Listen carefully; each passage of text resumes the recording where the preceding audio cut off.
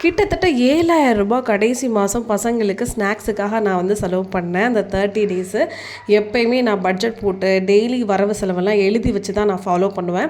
So என்னோடய பட்ஜெட்டிங்கில் வந்து பார்த்திங்கன்னா 7,000க்கு ஸ்நாக்ஸ் அப்படி என்ன வாங்கியிருக்கோன்னு சொல்லி பார்த்தா, பசங்களோட லைஃப் ஸ்டைலில் வந்து ஒரு ஹெல்த்தியராக நம்ம மாற்றலாம். நோ மைதா, நோ சுகர்ஸ், ப்ரிசர்வேட்டிவ் இல்லாத ப்ளஸ் வந்து ஜங்க் ஃபுட்ஸ் இல்லாமல் டெய்லி ரெகுலராக இந்த மாதிரி நட்ஸு, ஃப்ரூட்ஸு ரெகுலராக கொடுத்து அவங்களோட ஹெல்த்தியான லைஃப் ஸ்டைலை நான் சேஞ்ச் பண்ணிட்டேன் இந்த 1.5 மாதத்தில். அதில் நான் சக்ஸஸ் ஆகிட்டேன்.